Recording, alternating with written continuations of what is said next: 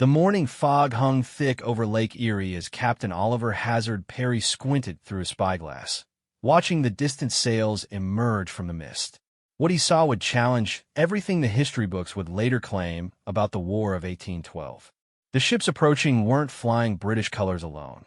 There were flags he didn't recognize, vessels of strange design, and crew members whose appearances defied easy explanation. "Sir," his first mate whispered, voice trembling, "those aren't all British ships."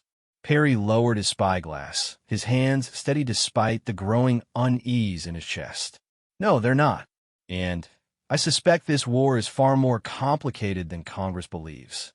3 months earlier, in the halls of Washington, D.C., President James Madison had signed the declaration of war against Great Britain with a heavy heart. The official reasons were clear: British impressment of American sailors, interference with American trade, and support for Native American attacks on American settlements. What Madison didn't know, what couldn't be recorded in any official document, was that Britain itself was fighting a war on multiple fronts, not just against Napoleon in Europe and the upstart Americans across the Atlantic.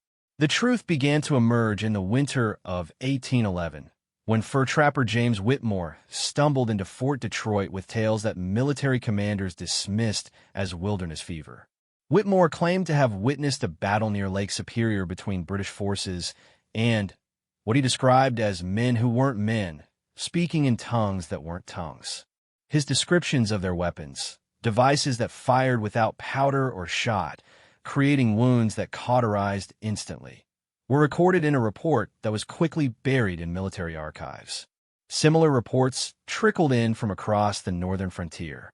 Tecumseh, the Shawnee leader allied with the British, spoke in hushed tones to his warriors about the shadow allies that the British commanders consulted in secret. These allies, he claimed, had offered technological advantages in exchange for territorial concessions that went far beyond anything the Americans understood. The weapons and tactical knowledge they provided weren't just superior to American equipment. They represented advances that shouldn't have existed for another century.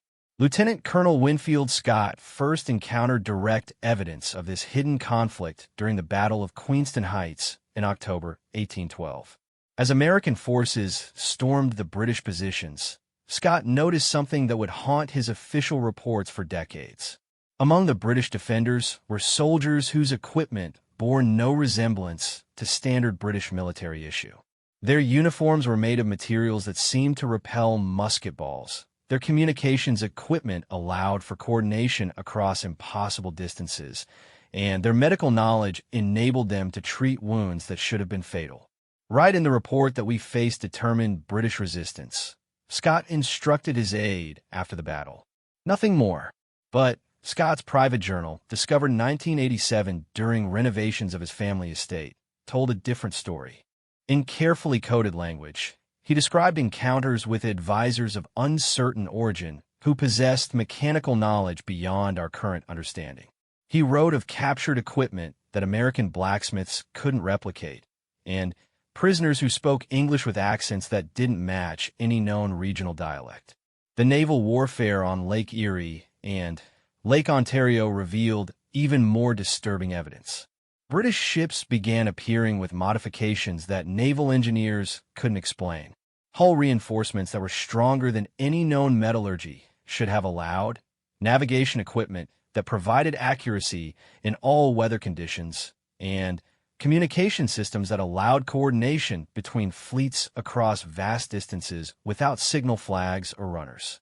Captain Isaac Chauncey, commanding American naval forces on Lake Ontario, noted in his private correspondence that British ships seemed to anticipate American movements with uncanny accuracy. It's as if they possess intelligence, gathering capabilities that transcend normal reconnaissance, he wrote to his wife. They know our positions and intentions before we've fully committed to them ourselves. The turning point came during what history books record as the Battle of Lake Erie in September 1813.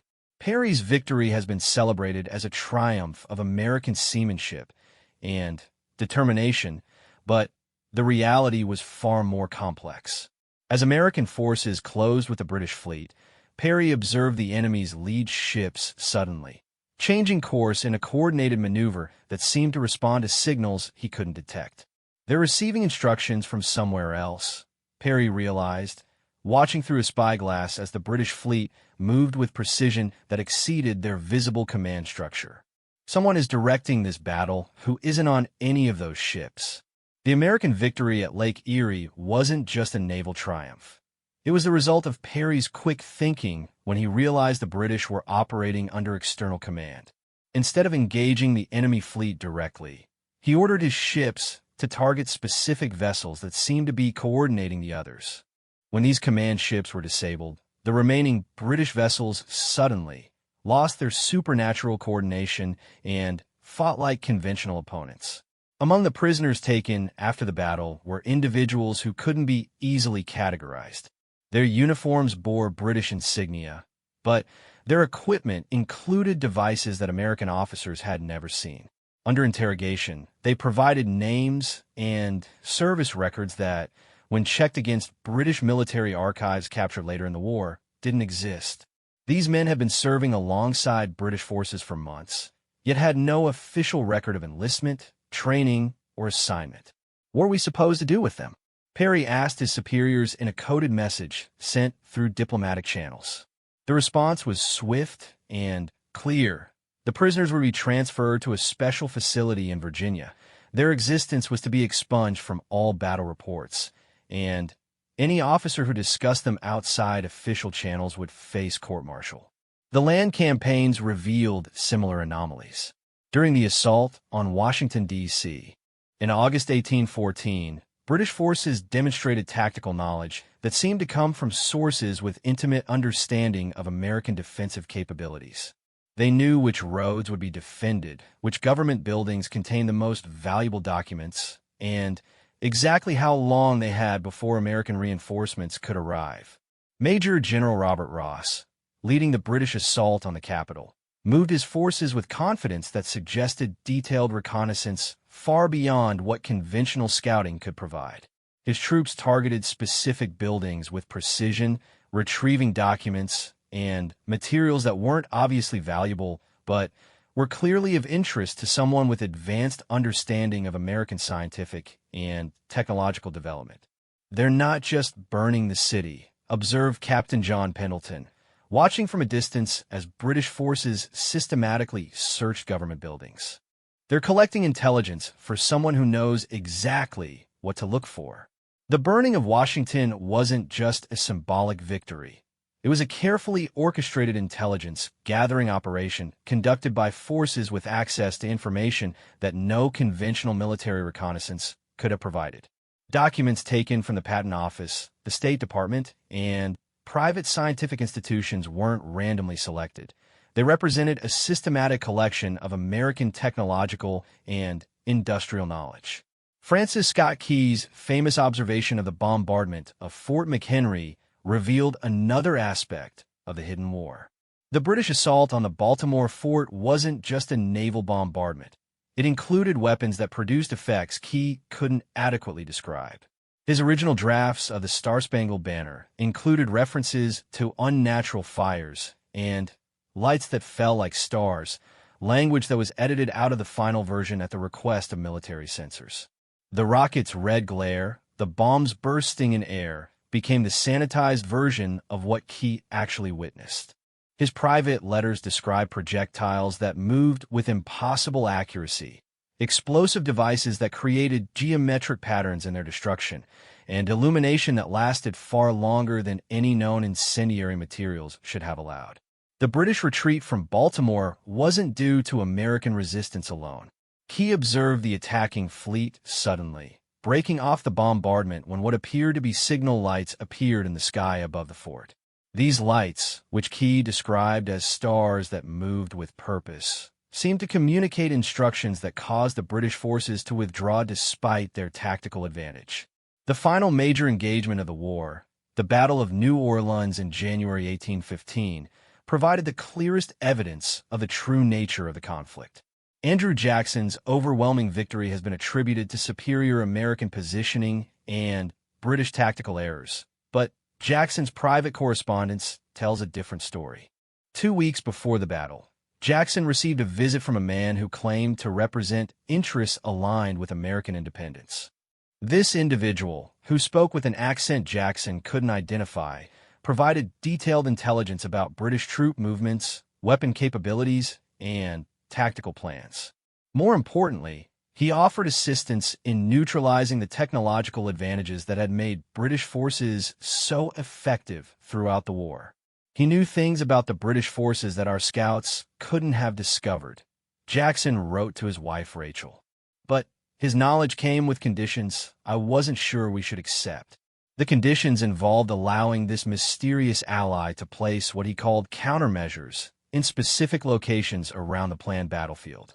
Jackson agreed, and on the morning of the battle, British forces found their advanced equipment malfunctioning at critical moments.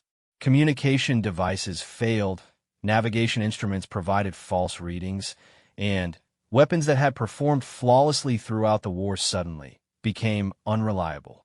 It was as if someone had turned their own advantages against them, Jackson observed in his battlefield reports.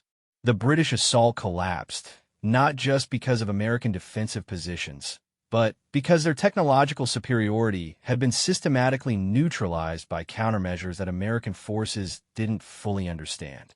The Treaty of Ghent, signed on Christmas Eve 1814, officially ended the War of 1812 between the United States and Great Britain. But the document included several unusual clauses that weren't made public until the 1970s. These secret provisions established protocols for sharing information about non-terrestrial influences on terrestrial conflicts and created joint commissions for investigating anomalous military technologies discovered during the war. The American commissioners who signed the treaty had been briefed on the true nature of the conflict just days before the negotiations concluded. They learned that Great Britain had been fighting not just against American independence, but against forces that viewed human territorial conflicts as opportunities to test advanced technologies and gather intelligence about human military capabilities. "We weren't just fighting for our independence," noted Albert Gallatin, one of the American peace commissioners. "We were fighting for the right to develop as a species without external interference." The post-war period saw a systematic effort to sanitize the historical record. Military reports were edited to remove references to unexplained technologies and mysterious allies. Soldiers who had witnessed anomalous events were reassigned to distant posts or encouraged to accept early retirement with generous pensions. Documents that couldn't be edited were classified and stored in facilities that wouldn't be declassified for over a century. The official history of the War of 1812 that emerged in textbooks focused on conventional explanations, trade disputes, impressment of sailors, and territorial ambitions. The technological anomalies, mysterious allies, and evidence of external intervention were carefully omitted from the historical narrative that would be taught to future generations. But the evidence remained for those who knew where to look. Military archives contained reports of battles that didn't match official accounts. Scientific institutions held artifacts that couldn't be explained by early 19th century technology. Veterans' personal papers included descriptions of events that challenged conventional understanding of the war. The Smithsonian Institution, founded in 1846 with funds from British scientist James Smithson, included among its original charter provisions for the study of phenomena that challenge current scientific understanding. The institution's early collections included numerous artifacts from the War of 1812 that were never displayed publicly and were gradually transferred to special storage facilities as the decades passed. By the time of the Civil War, most Americans had accepted the sanitized version of the 1812 conflict. The war had become a symbol of American resilience and determination, a second war of independence that proved the young nation could stand against European powers. The possibility that the conflict had involved forces beyond conventional military understanding was forgotten by all but a few scholars and government officials with access to classified materials. The true nature of the War of 1812 remained hidden for over a century and a half. The Freedom of Information Act of 1966 began to reveal some of the classified documents, though the most sensitive materials remain protected. Congressional investigations in the 1970s uncovered evidence of systematic historical revision, but their findings were largely dismissed as conspiracy theories by mainstream historians. It wasn't until the emergence of modern communication technology that the full scope of the cover-up became apparent. Researchers with access to digitized archives began to notice patterns in historical documents that had been invisible when examining individual papers. References to unexplained technologies appeared across multiple theaters of the war. Descriptions of mysterious allies emerged from sources that had no contact with each other. Evidence of systematic document editing became undeniable when original manuscripts were compared with published versions. The implications extended far beyond historical curiosity. If the War of 1812 had indeed involved external intervention in human conflicts, what did that mean for subsequent American military engagements? Had the technological advantages that characterized later American military dominance been influenced by continued cooperation with these mysterious allies? Were the rapid technological advances of the 19th and 20th centuries entirely the product of human innovation?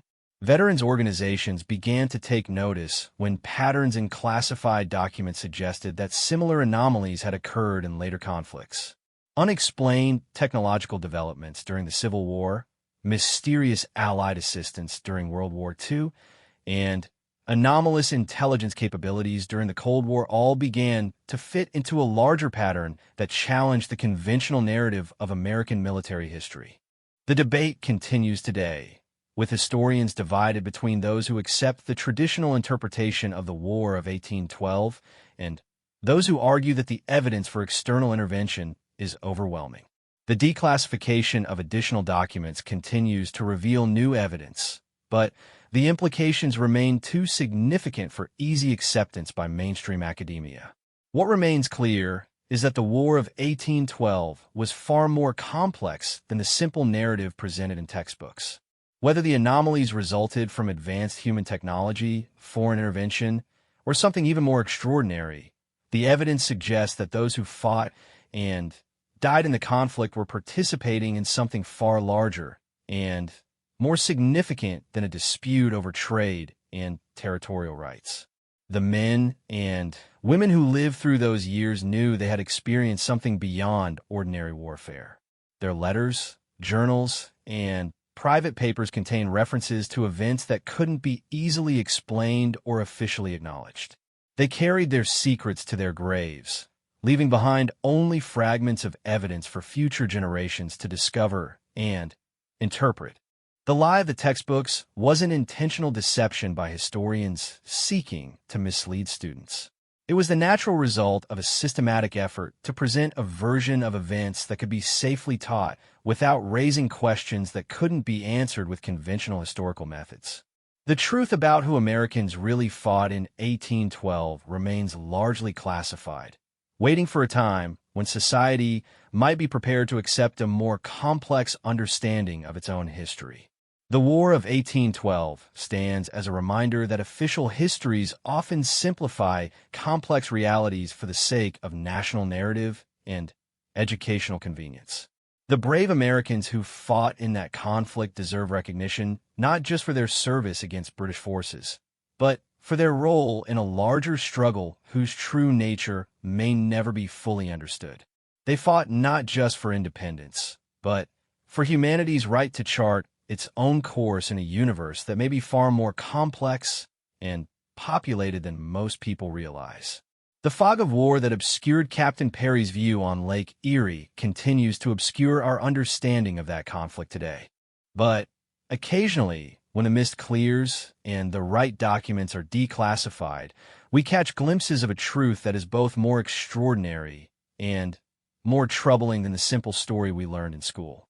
The War of 1812 was indeed a fight for American independence, but independence from forces that the textbooks have never dared to name.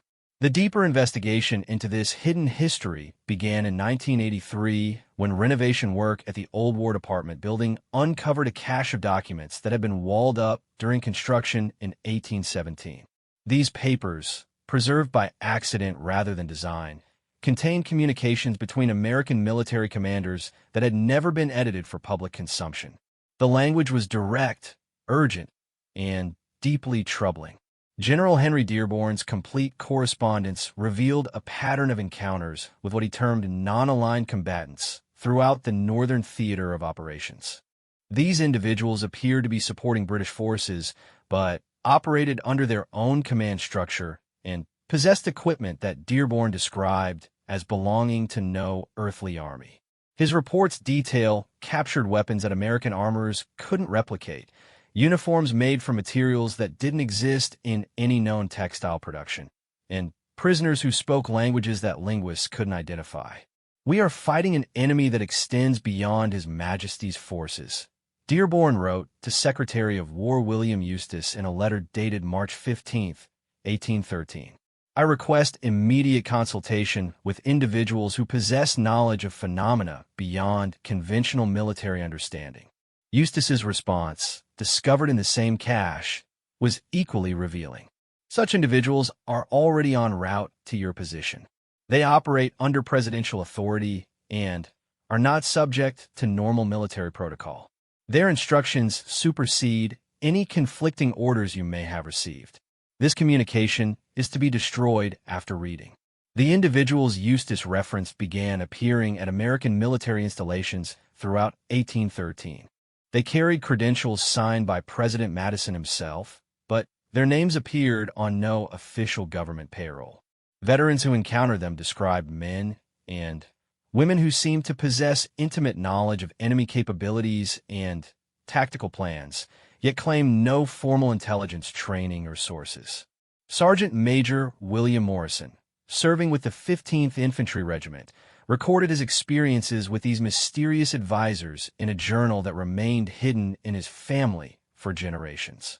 Morrison described advisors who could predict enemy movements with impossible accuracy, who carried instruments that seemed to detect hostile forces at great distances, and who possessed medical knowledge that saved lives conventional field surgery couldn't have helped. "They treated wounds I've seen kill strong men," Morrison wrote.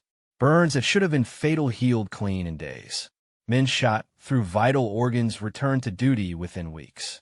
Whatever knowledge these advisors possess, it's not taught in any medical college I've heard of. The advisors' presence coincided with a dramatic improvement in American military effectiveness. Units that had struggled against British forces throughout 1812 suddenly began achieving tactical successes that surprised enemy commanders and American officers alike. The transformation was so dramatic that British intelligence reports from the period specifically mention enhanced American capabilities and unexplained tactical advantages. Captain Thomas Biddle, commanding a company of Pennsylvania volunteers, documented one such encounter in his private papers. During a skirmish near Niagara Falls, Biddle's outnumbered force found themselves surrounded by superior British and Canadian forces equipped with advanced weaponry. One of the mysterious advisors appeared at Biddle's side and provided detailed instructions for a flanking maneuver that shouldn't have been possible given the terrain and enemy positions.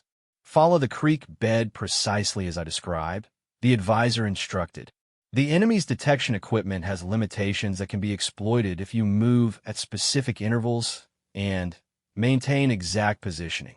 Biddle followed the instructions despite their unconventional nature.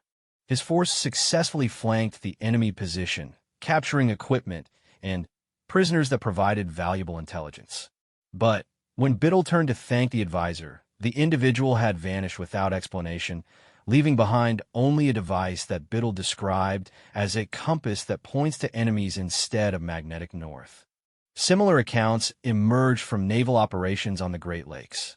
Commodore Oliver Hazard Perry's detailed logs, discovered in 1961 during estate proceedings, reveal regular consultations with individuals who possessed seemingly impossible knowledge of British naval capabilities and movements. These advisors provided intelligence that allowed American forces to intercept British supply convoys, avoid enemy patrols, and position themselves advantageously for major engagements. They know the position of every British vessel on the lakes, Perry wrote. They predict weather patterns with accuracy that surpasses any almanac. They understand British tactical doctrine better than British commanders themselves. Yet they claim no formal naval training and carry no official credentials beyond their presidential authorization.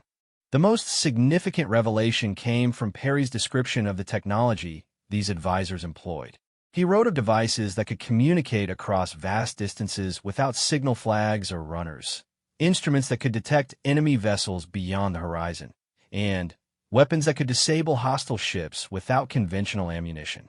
These technological advantages proved decisive in American naval victories that traditional histories attribute solely to superior seamanship and favorable circumstances.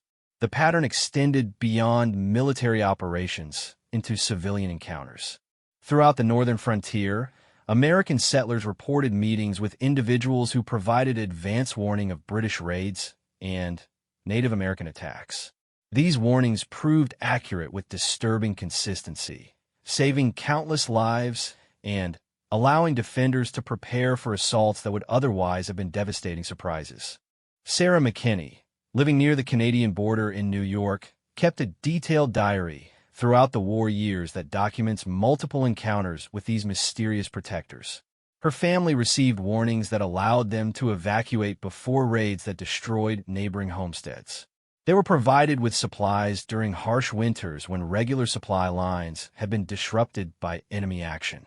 Most remarkably, they received medical assistance that saved her youngest son from a fever that had killed other children in the area. The woman who helped little Thomas spoke with an accent I couldn't place, McKinney wrote. Her medicines worked faster than anything our local doctor possessed.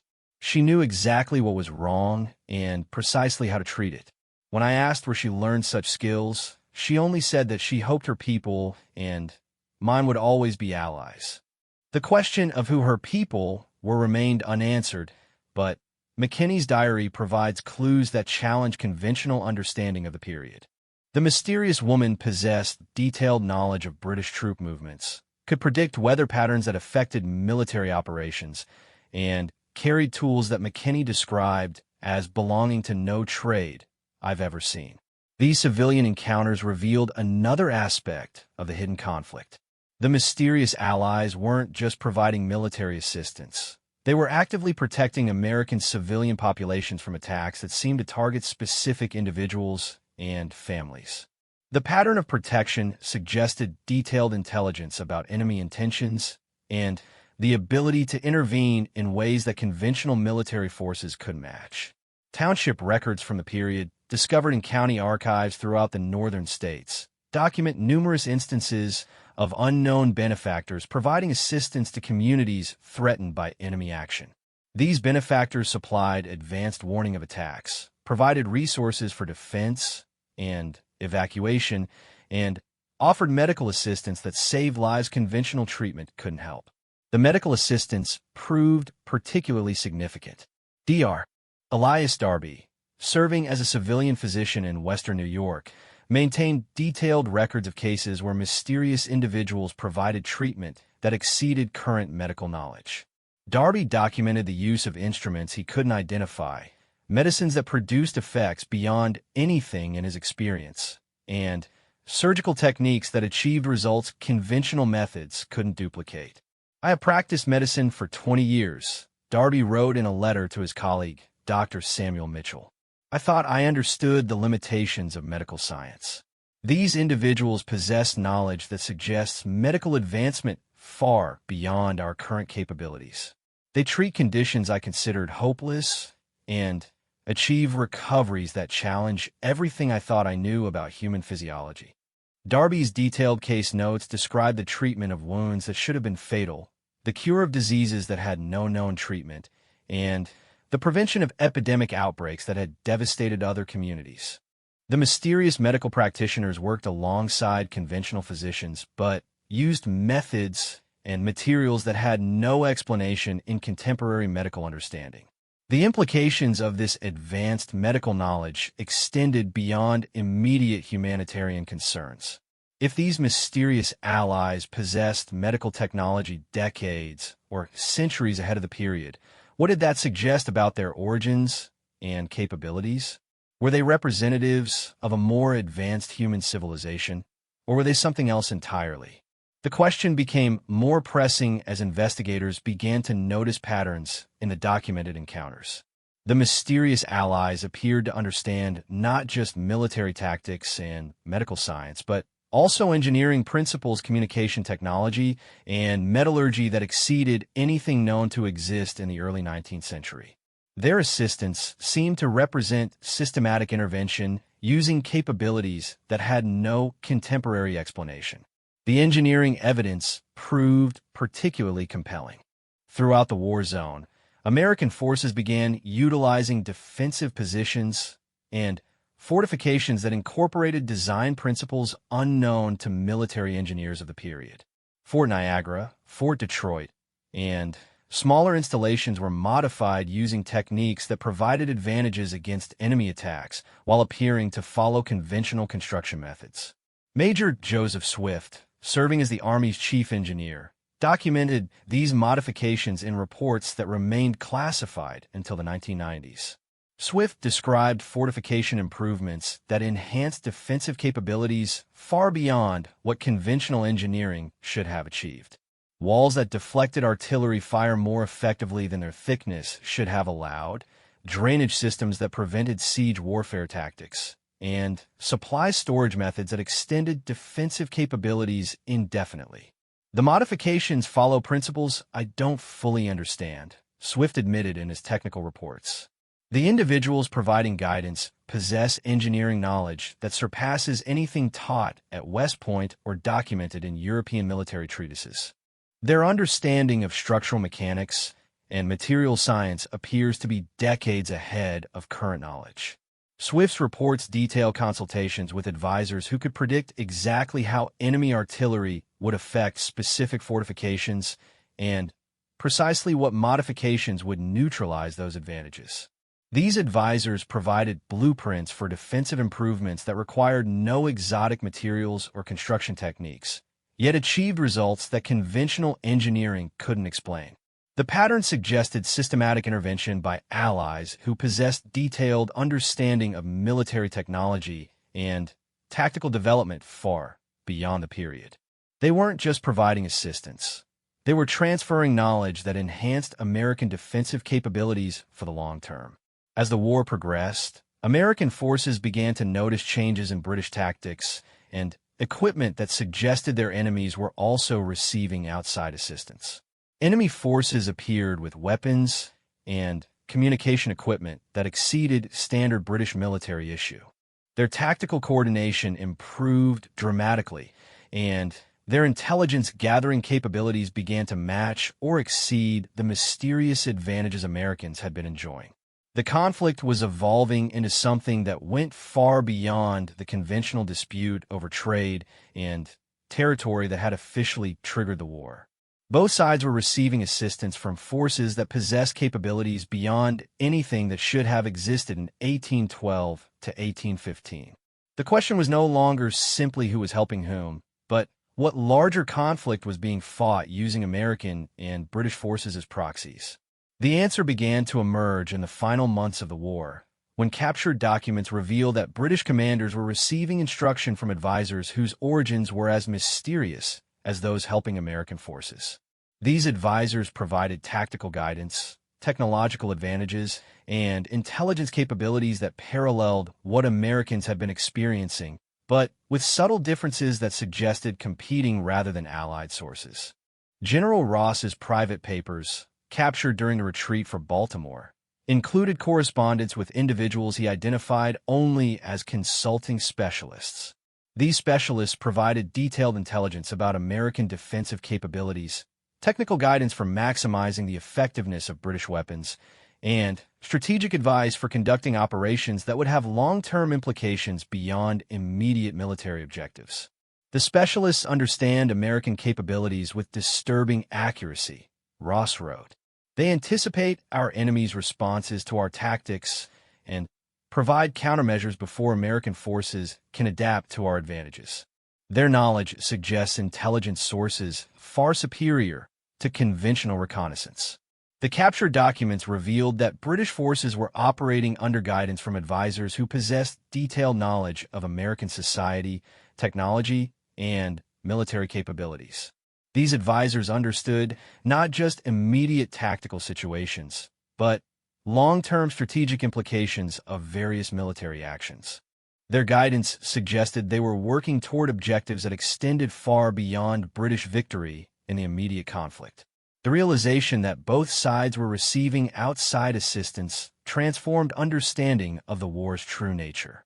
This wasn't simply a conflict between the United States and Great Britain. It was a proxy war between forces that possessed capabilities and objectives that remained largely hidden from the human participants. The evidence suggested that the War of 1812 was being used as a testing ground for advanced military technologies and tactical concepts that wouldn't officially exist for decades. Both American and British forces were unknowingly participating in experimental applications of weapons, communication systems, and strategic concepts that were being evaluated for future use. The implications were staggering. If the conflict was indeed a proxy war between advanced civilizations or time periods, what did that mean for the human costs of the fighting?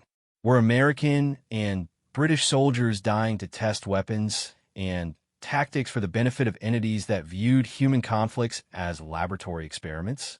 The question gained urgency when investigators discovered that similar patterns of mysterious assistance and advanced technology had appeared in other contemporary conflicts around the world. The Napoleonic Wars in Europe, colonial conflicts in Asia and Africa, and native resistance movements in the Americas all showed evidence of outside intervention using technologies and tactics that exceeded local capabilities. The War of 1812 wasn't an isolated incident. It was part of a global pattern of conflicts that involved systematic intervention by forces with capabilities far beyond anything officially acknowledged. The implications for human history, technological development, and the true nature of international conflicts were profound and disturbing. The full truth about who Americans really fought in 1812 may never be completely revealed, but the evidence clearly demonstrates that the conflict involved far more than the simple territorial and trade disputes described in conventional histories. The brave men and women who served in that war were participants in something much larger and more complex than they could have understood, fighting not just for American independence, but for humanity's right to determine its own destiny in a universe that may be far more crowded and dangerous than most people realize.